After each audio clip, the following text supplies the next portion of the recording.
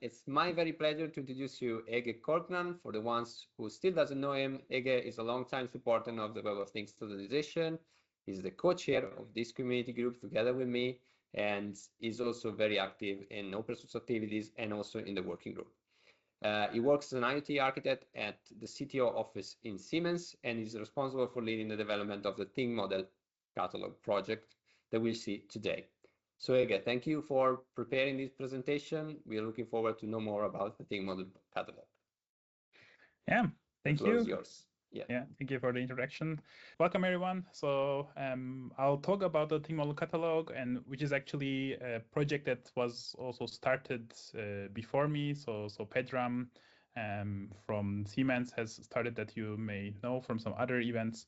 And since some time, I am basically responsible for leading the further development of this. And I will actually start first with some motivation on why we want to do this. So when we talk about adding a new device, so I try to remove any kind of specific words. We think of different scenarios, and there are different words that are used, like onboarding, commissioning, provisioning, integration, data onboarding, whatever you want to call. So we basically think of this problem, and I will show it in detail. And for the beginning, at least, like just to give some sort of a storyline, I will focus on the Modbus TCP protocol. And I will show some examples from home automation forums. So going to some websites. So if you go to, in this case, to OpenHub, we see somebody buying a 15,000 euro heat pump. And basically, they have to almost reverse engineer from the documentation the types of registers they need to put into their driver at home. So yeah, even if you pay that much, that's like kind of the experience you get as a user of this device.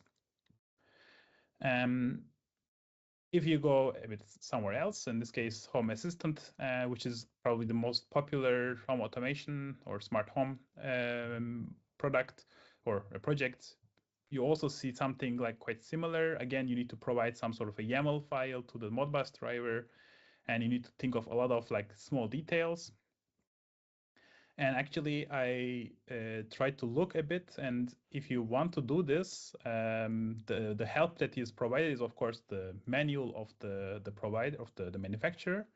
But if you want to learn how to do it, that's basically the help you get. And I just want to scroll kind of fast to show that this is like all you need to learn if you just want to onboard a Modbus device.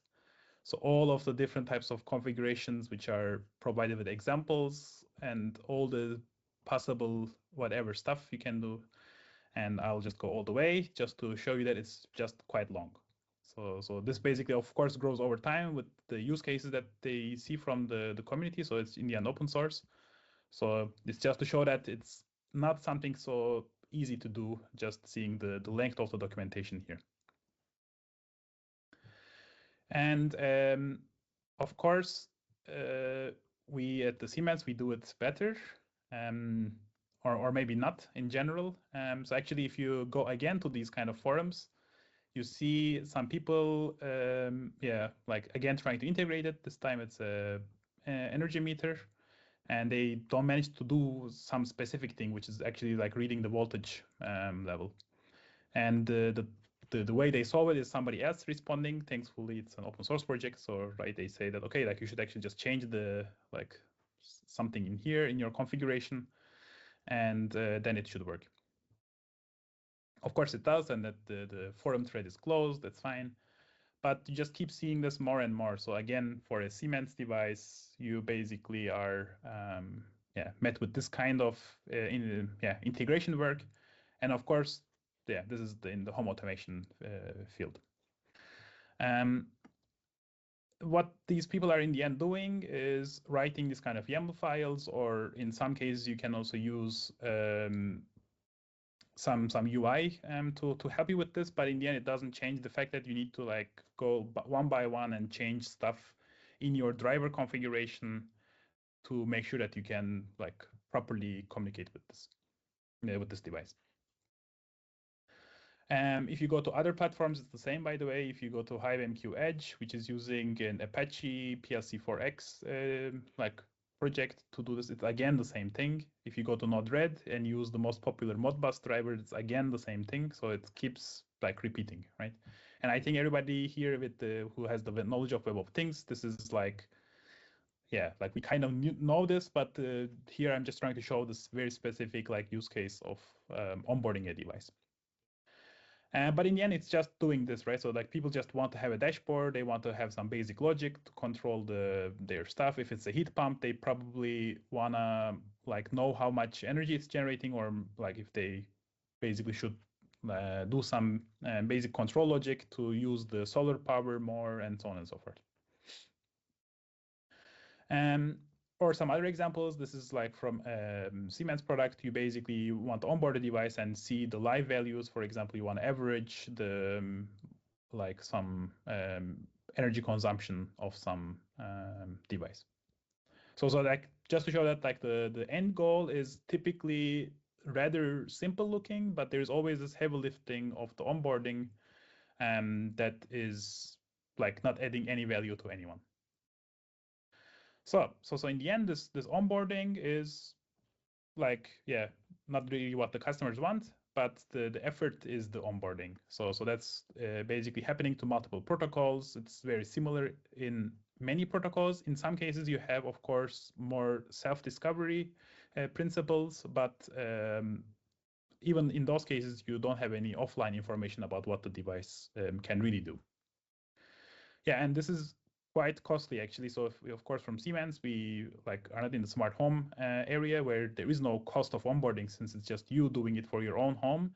But if you basically need somebody to do it for your customers, then somebody needs to pay for this, and this is quite costly. Right, and I also try to quantify a bit like the problems also in the like smart home space, like how big is like the people we could address. And actually, if you look again at the Modbus with Home Assistant, which is used in 2.6% of their installations, doesn't sound a lot, but it's in the end 13,000 like cases for Home Assistant. And I also looked at another platform called IO Broker. There, the Modbus driver is installed in 14,800 times. And of course, in the case of Siemens, this is not the target market, but in some ways you don't like, it's quite a similar like pattern when you look at more commercial settings. Yeah, right. So in a way, I would say easily 30,000 different gateways were configured and like onboarded and so on. Probably the ones who admitted or like who said yes to sharing their data. Then like for the devices, so like if taking Siemens as a device manufacturer, like why not build integrations for all these platforms? So instead of like using the Modbus driver, why not just build an integration for that specific device? The problem is then which device should we do it for, and for which platform? Like in the end, of course, there are some popular ones, but it's not all. And if you look into more commercial settings, it's like you have even more variety actually.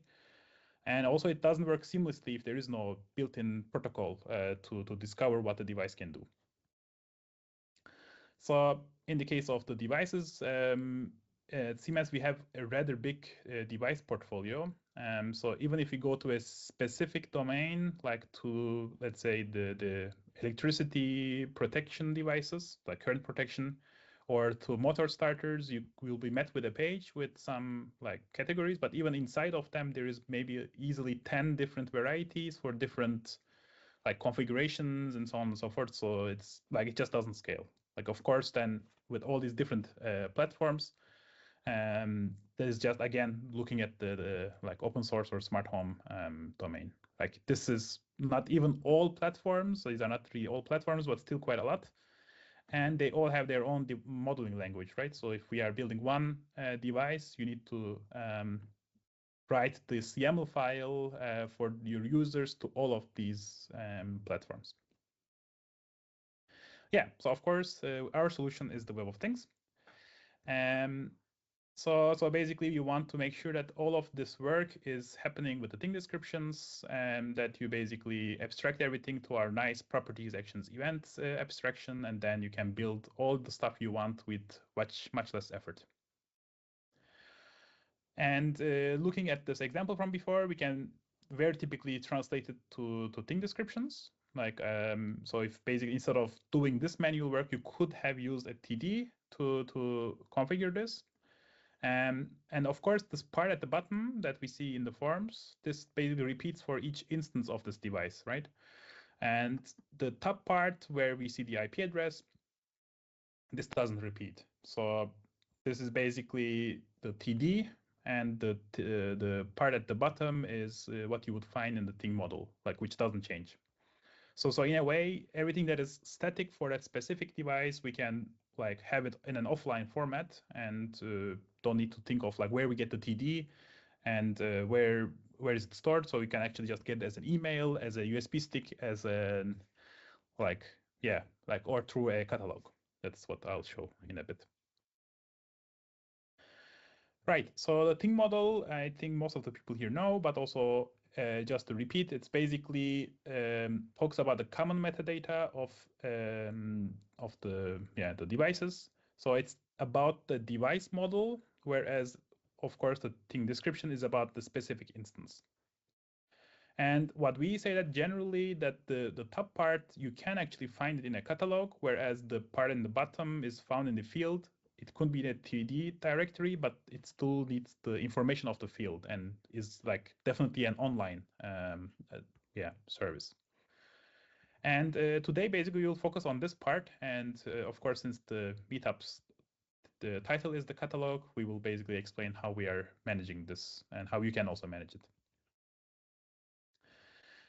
As you may know, with the standardization, we have seen two kinds of usages of the thing model. And on the left-hand side is what I've taken from the Eclipse Ditto project, where a generic device or data model is modeled with a thing model, where we have anything switchable that is modeled with on, toggle, and switch on affordances. So this is what you can use if you are basically trying to have a data model of your devices, that you can have a smooth interface on top of them that you can easily like abstract and talk with them. However, what we will talk today is this specific device that is just not instantiated. So we are looking very specifically on the like a device on the field that has all these endpoints that we want to take. And this is, by the way, one of the thing models that we have published like a year ago, open source, that you can use if you're using this like the specific device. Right, so then the thing model catalog. So thing model catalog, it's a catalog in a way, but it's actually, first of all, the tooling to build such catalogs, and it's also a home for different tools that like come together with it, and different services.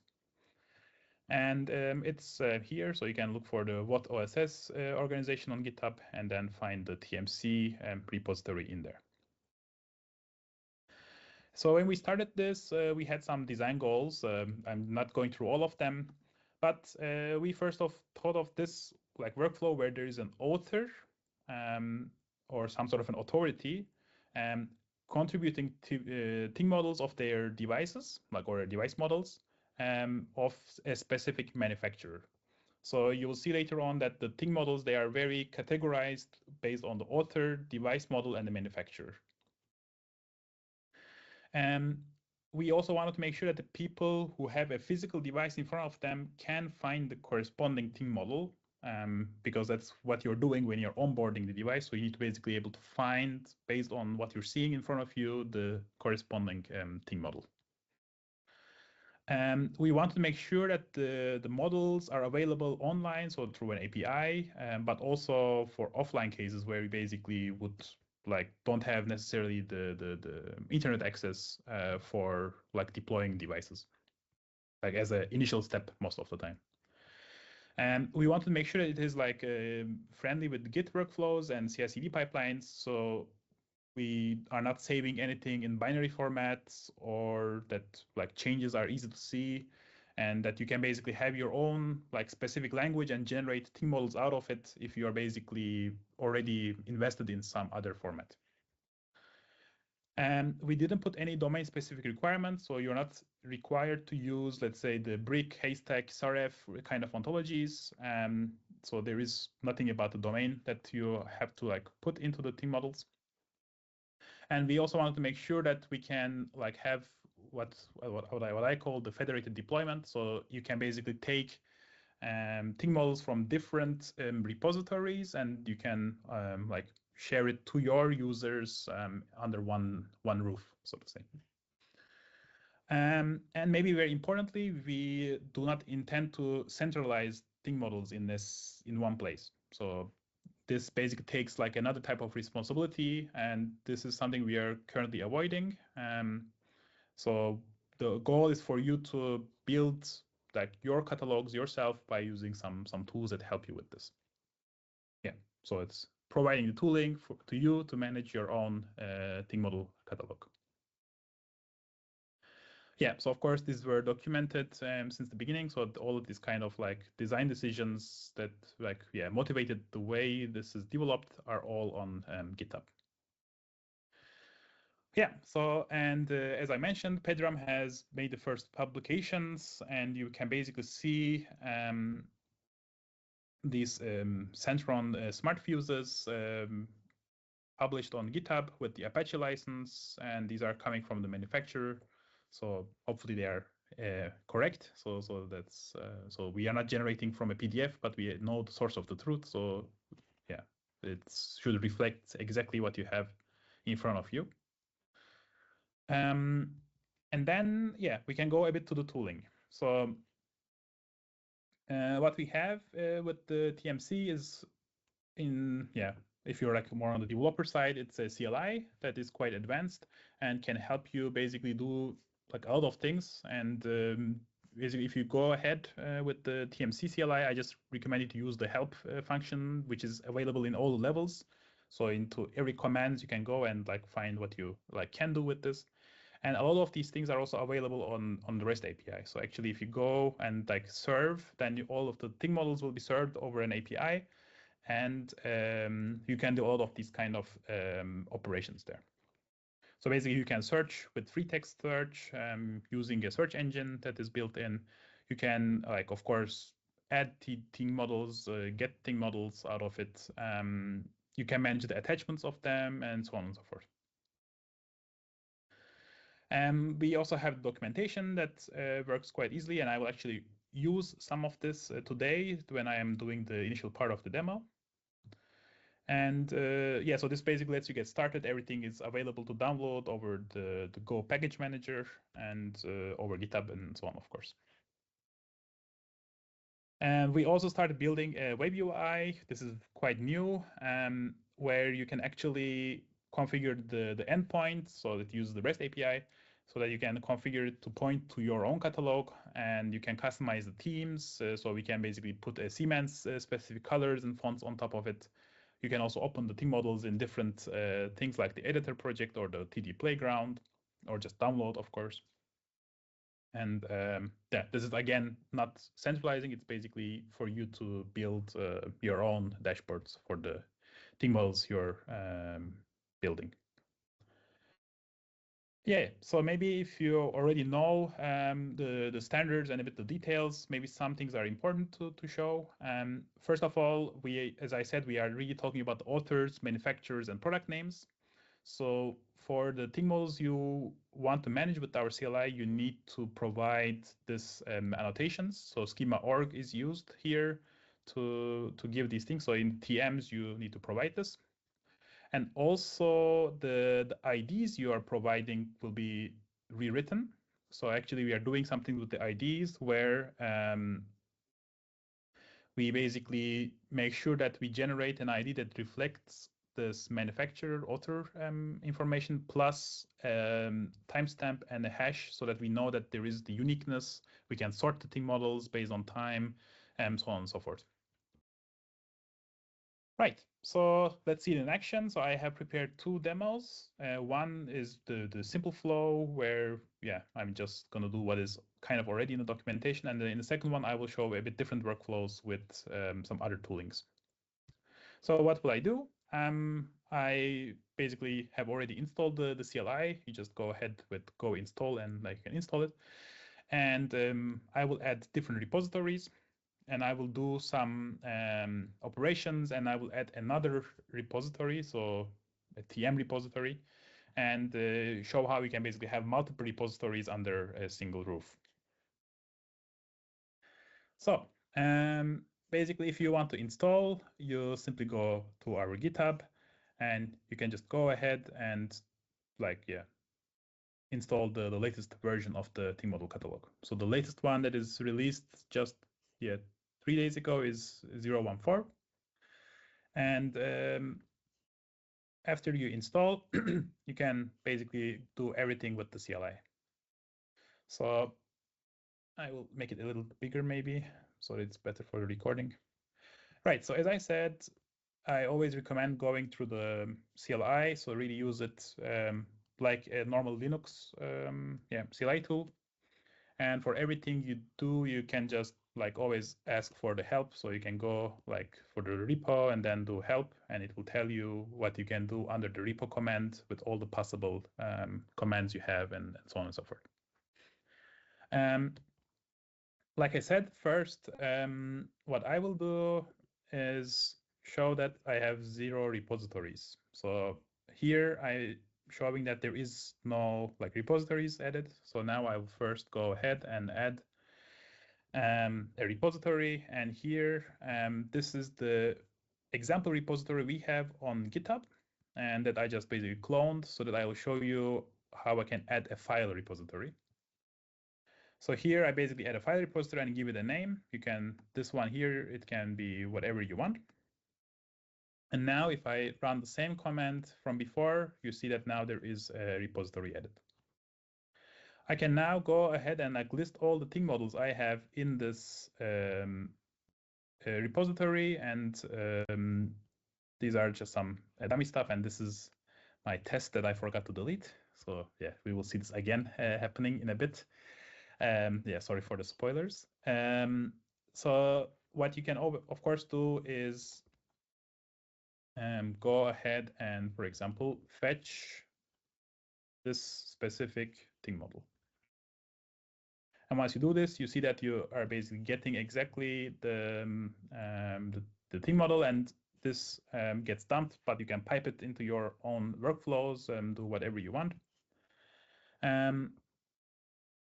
You can, let's see what else I can quickly show. Yeah, so for example, I can go ahead and search for something like light. Sorry. So here I am creating a search index that I can easily use later on. So then when I do this, should have worked. Okay. Okay, I will do the search in a bit. Okay, yeah, some demo effect. Anyway, so here I will basically do start the REST API, and here you're saying that we basically started, and the API description is available in Open API format, where I'll show quickly the description. So you can basically take this and put it into your favorite tools to talk with APIs. So what I have here is Bruno. And you will see that basically this, oops, again, another one. Yes, sorry. Where you can basically do all of these kind of operations over the REST API. So I can go ahead and get the list of all the TMs. And basically this gives me first the metadata, and I can go ahead and get the specific thing models I want. So for example, for this one here with the light all, I can go and get that one with the other endpoints. All right, so all of the different operations are available over the API. So you can also see the list of authors, like who has like contributed so far, and so on and so forth. So right now I will add another repository to show what we can do if we can federate it. So here I will actually do something else. So here, this is the other repository we have published on GitHub, which contains the Centron Smart Fuses I talked about. So when I do this, now there will be two repositories managed, which have different types. So one is actually I don't download at all. The other one is downloaded locally on my computer. So now when I do repo list, you will see that there are two repositories added. And now if I do TMC create search index again, it will also fetch that one and create a search index so that when I do something like this, I will then also find the exact IDs of the matches. So then I can do something like this. TMC fetch like this. So then I will get the thing model of the entire of this fuse based on the search query I had. And of course, when I do again the serve command, I will get the list of all the thing models. So again, I can do this. And I will basically see all of them. This time there's of course much more. So there's like 16 now. So there was just 4 just before. And I can do again same kind of searches over the API. Yeah, so that's basically the simple way of using it, and that's like already quite a lot, which helps you with the consistency and using the same kind of logic in the CLI and on the REST API side. So in a way, it's a rather simple tool, but it just does quite a bit of the heavy lifting so that we have some like consistency guarantees. Right. So this way, basically, I did the similar operations over CLI and REST API, added 2 types of repositories, and show that we can have multiple repositories under one roof, so that you don't need to necessarily centralize everything, and you can let different teams manage their own repositories and just like federate it under one roof, so it basically allows you some flexibility. Right, so how do we contribute thing models? So this was the other workflow we worked on over the last year, where we basically leveraged the editor project on how to create thing models and contribute them to the catalog. Of course, you can use the editor to basically have some like rendering capabilities of your thing models, but you can also now contribute to different thing model catalogs. So this is the new button, so to say, that is added. And you can now go ahead and once you have written your thing model, you can go ahead and like add the different information that is needed by the TMC. So these are the 3 required fields, like the model, author, and the manufacturer. There's some basic validation happening, so that it goes further. And another nice thing we have added is that you can actually verify whether your thing model is actually correct, where you really specify the correct Modbus registers or the resources. And here you can actually use any kind of gateway that is aware of thing descriptions, so that you can conserve the IDs and proxy different protocols, so that the editor which works on the browser can talk with different protocols. And actually here the requests are also sent with the NodeWatt browser bundle. And then once you have done this, you can actually then go ahead and submit your thing model, and you will get back the ID. You can open it in a new tab, and so on and so forth. So this is now what I will show in the second one. So I will basically start, or have started already, the editor locally. I am starting, again, just to keep the same storyline, a Modbus device, and I will also start a gateway. This is just basically doing the protocol proxying. I will write its TM, so in this case it's like written, but basically this is the task you can do in different ways. So this I won't go into too much.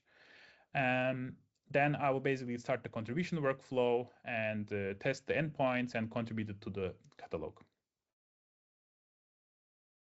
All right, so let's go.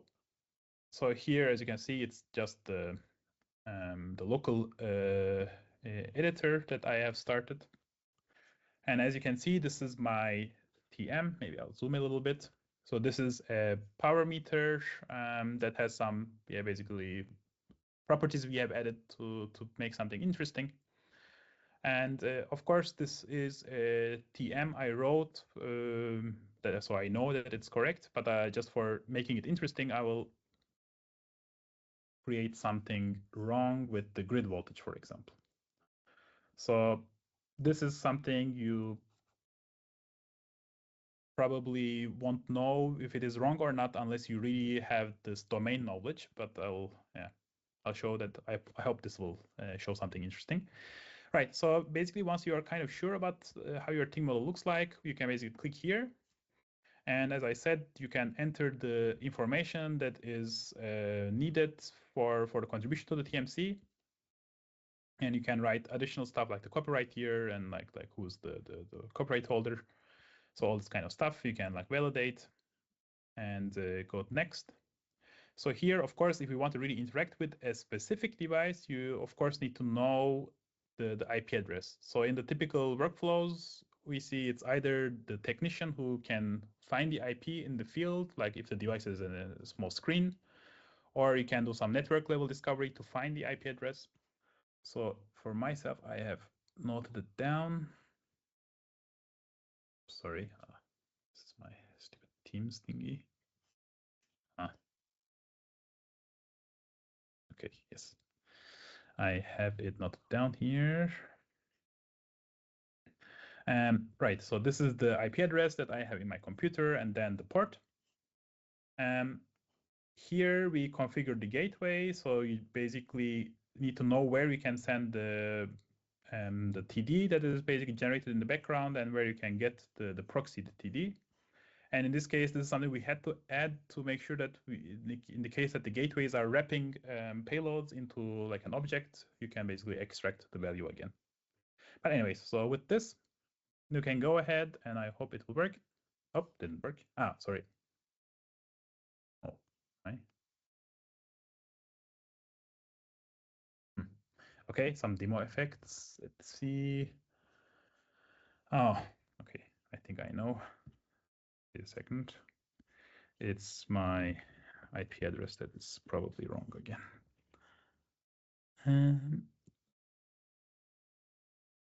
Okay, let me quickly fix this. Yes, because I changed the location, so now this should work. Up. Okay. Yes. Okay. Well, this was a nice demo effect. Let me see if it is.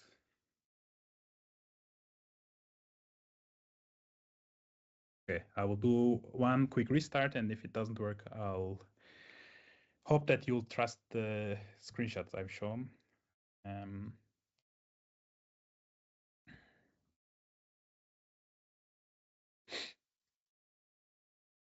Okay. This is also good. Also good. Okay, so maybe something indeed did not work. I will do a quick test, and otherwise I'll give up. Okay.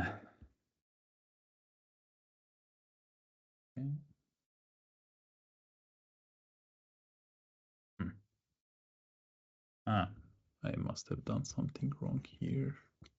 Yes. So basically what you can do is, okay, yeah, for some reason it's not working, but anyways, so on the TM window it didn't work, but what you can do is basically verify that your values are correct. So you can do this here or in this big table view where you can also do group operations and see the values of everything. And actually, if we go to the grid voltage, probably we'll see something a bit weird, like with the e to the minus 16, because we basically put something that was a bit wrong. Anyway, so going back to this, if you go through this and you can now go ahead and like contribute to the catalog. And here I will basically go ahead and submit it to the example catalog I had in my computer, where we basically will get the the TM registered. And as you can see, the ID is indeed changing compared to the input I had. And of course, the different stuff are added to the TM, where I basically provide this authorship information. Okay, so not the best demo, but yeah, I hope this was still clear, that we can basically validate a TM before contributing to a catalog, so that the quality inside the catalog is like better, and we can indicate that it's like tested beforehand. So I will also show one small extract that you may remember from Meetup 20, where we also showed the Ting model catalog working in the background. We just didn't go into the details last time. So basically in that Meetup, Andre from Siemens had presented how we can basically onboard devices, and these are the screenshots from the video that is available on our YouTube channel, where we basically are in this kind of page where this is running on an edge device. You can go ahead and click on the add, this one. And once you're in there, you are basically met with a UI that is actually querying the TMC. So here, basically, these are the filter options we have within the TMC, so that you can go ahead and search for the different manufacturers, authors, and so on, based on what you have in front of you, so that you can onboard it to the system. And of course, in this case as well, Andre wrote the IP address and port, since you cannot have this information from the Ting model. And then once he does this, then the device gets automatically onboarded to the edge device, and the data can be basically proxied to somewhere else in the northbound, to an MQTT broker, to a specific Siemens solution, or your own Azure IoT instance. Right, and with this, with Cristiano, we also had the idea of doing an activity over the holiday period as the community group. So this is also something I'll announce right now. And of course, you are maybe aware of things like Hacktoberfest and the Advent of Code, which will end in Christmas. So we said, okay, like once that ends, we can also have our own event where we can basically write Ting models for the IoT devices around ourselves. So if you have some smart home devices, you can participate in this event, where you, not necessarily as the manufacturer, but just as an individual, you can write the Ting models of the devices. So you need to understand a bit their API and go ahead with the documentation. And as I showed, that the TMC can pull Ting models from different repositories. You don't even need to commit them to the CG repository. We just have a bash script that I'll show, where we can pull the repositories at the end of the challenge and show them during a meeting. So we don't even need to agree that those TMs are correct and so on. We just show that these are from different people. And I'll show the instructions, but basically you create a new repository under your own username, and you install the CLI, so that the TMC CLI, and create this TM repository under that. So you write your Ting model. We don't kind of know exactly what it is, and then you run the TMC commands, and you make a pull request to just add this TMC repo add commands. If you cannot do a pull request, we also accept issues and Discord messages, so it's easy to contribute. And we will announce it next week as well, and I also will paste the instructions here.